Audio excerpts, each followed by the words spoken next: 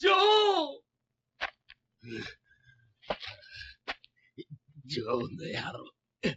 鬼姫が完全にぶっ潰しやがって。Oh my god. Hello everyone, welcome to Joe Consumes Cinema. I'm your host, Sometimes Nature Fights Back. And today we have Rick and Morty, Season 9, Episode 8. So I have really enjoyed this season so far. I think it's, a good season for the most part. I think Episode 1, really set the tone, high bar. And then these other episodes, for the most part, kind of middling. It's like I talked about before, like a great Rick and Morty episode will make you think and also make you laugh. And for the most part, a lot of these have been, a little bit of one, a little bit of the other, not, a lot of both. And I think at some point we're going to get there. I do know the typical pattern. It usually saves it for like 8, 9, or 10, finale type stuff when it gives you that really hard hitting episode. But, I'm kind of antsy for it, and I'm really hoping that this is the episode where it gets into that introspective stuff, the more hard-hitting stuff, because I feel it really needs it. Like, this season, my whole theory that Rick is trying, subconsciously to create a replacement evil Morty, by slowly manipulating and driving our Morty into that dark, path. I think there's some merit to it, but I don't have, like, really high confidence that that's what's going on. It's just like so far the only thing that I could think like, okay, what would it be that, would really kind of like knock your socks off moment? And that would be something that totally would do it. Like it has to be something higher stakes. It has to be something that really makes you think.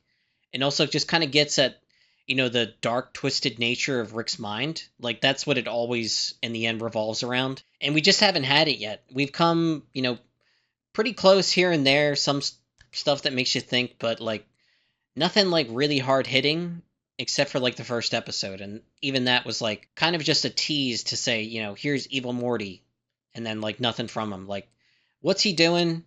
Is he going to break out? Is Rick going to break him out out of desperation, out of boredom? Something like that would, really just put like a capstone on this season. It just hasn't happened yet, and I'm hoping they're not just going to wait till the, very last episode of the season to do it. I'm hoping this is the episode, but yeah, no other way to find out than just to find out, so let's get right to it. I see Aberdolf Linkler in the background as portrait. What the hell? Let's do some liquor science. Rick! No. Oh, shit. What the fuck? I didn't mean to. What the fuck? Better be real fucking important, because this was the most important thing to me today. I was wondering if you could drive me to pick up some Pokemon cards. There's no point on the chart where my joy intersects with your presence. Then why hang out with me? I don't know. When I found you, you were bait. You told me that wasn't true. You're just trying to hurt me. Oh, Morty. But yeah, moments like that make me think he really is trying to drive him there. Now, granted, Morty totally screwed up in that situation. I'll also need 60-gallon drums. Okay, up front, I'm gonna buy myself some shit since I'm running your errand. Let's go. No thanks. You're just gonna yell at me. Well, Morty, what if I told you I have a thing that'll make it so you never hear me scream at you again? What kind of thing? Rick, what the hell? What did you do? It's a sympathid, a species that generates unlimited empathy in its host. No matter what I say or do, the sympathid will gloss over it. Here, watch. You're a worthless piece of shit, Morty! I'm fuck, so Rick? disappointed Fuck in you! you! You're a piece of shit! Work, Morty. Like a golden retriever, a Rick's best friend. I believe you can be so much better than you are. How's that? Oh, God. Pretty good, huh? It eats my empathy? Don't worry. We'll only keep it in long enough to win a potato together. How do we... By dancing with the stars! Quick reminder to like, comment, share, subscribe. Also consider signing up for my Patreon for $1 per month. You get access to all my exclusive reactions, also a guaranteed movie request. With that, let's get right back to the reaction. Rick Sanchez and his partner, Morty Smith.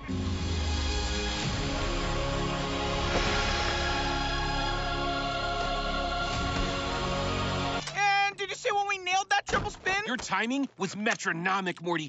And then when I caught you... Did we actually dance, or...? The dancing was real. The trust, the connection, not so much. It was real nice to feel like that with you. Well, it can't stay in there forever. There's a bit of a come down. Ooh, what kind of come down? Oh, God.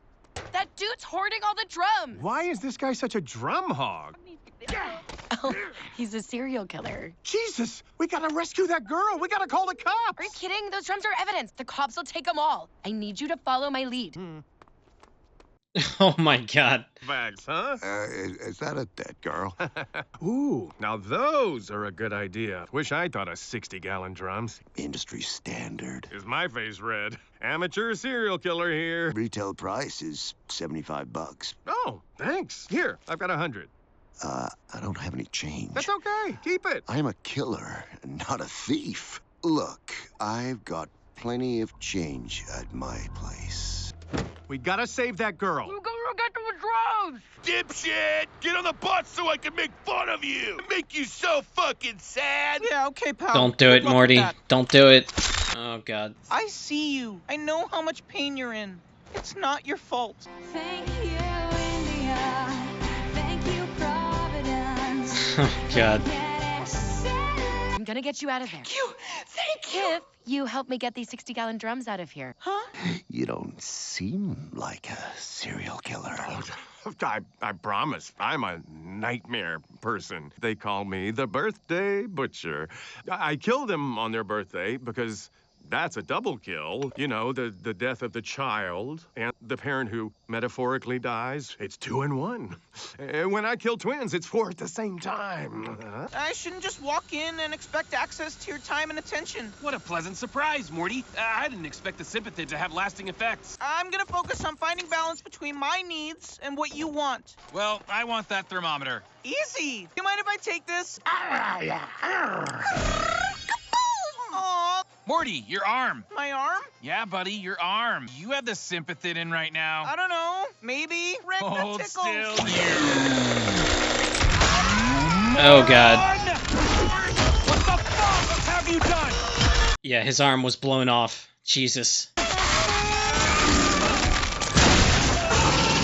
happening? Why is my arm over there? You sympathized with an explosion, you dumb piece of shit. Get over yourself, you dumb dead wife-having bitch! Jesus. Okay, your empathy centers have been digested. You literally can't empathize. Oh, so I'm you now!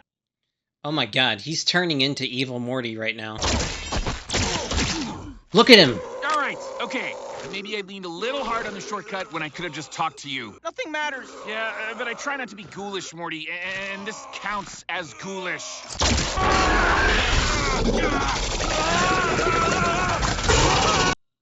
Oh, shit.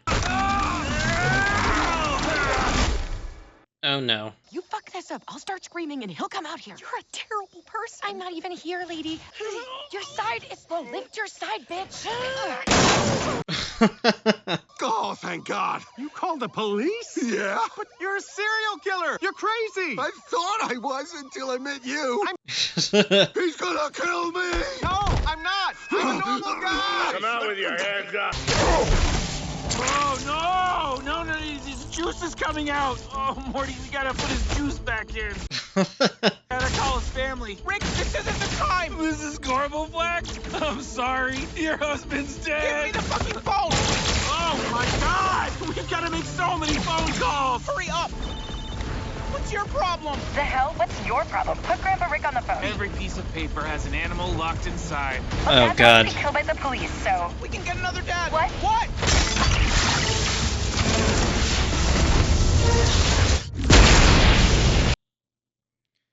See, he handled that really efficiently, like evil Morty would have. This guy wants a Waco? I'll show him who's God. Jesus. These kind of guys, they got zero empathy. Right now, neither do I. I know how you feel. I know everything's nothing. We live in a world of made-up rules, policed by policies that serve no one. You feel alone, and you don't understand anyone. But that doesn't mean you can't understand yourself. I need someone to hug me. Not because they want something from me, but because they just want to hug me. So if you want a hug, a real one, you gotta walk out and ask for it. He's totally gonna shoot him. I want a hug! Yep.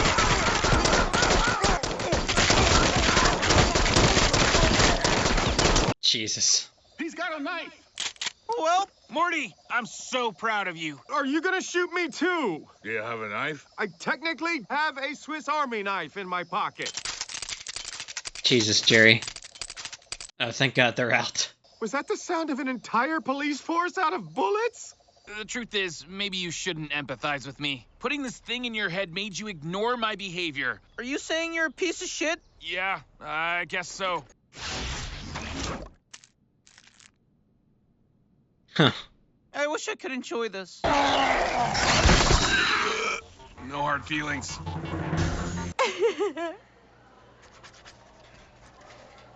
Was that supposed to make me feel better? A student slashed my tires. Another one filled my desk drawer with period blood. It's gonna be okay. I make $40,000 a year. I'd pocket more money if I was in prison. I see Oh, you. God. It's a death threat.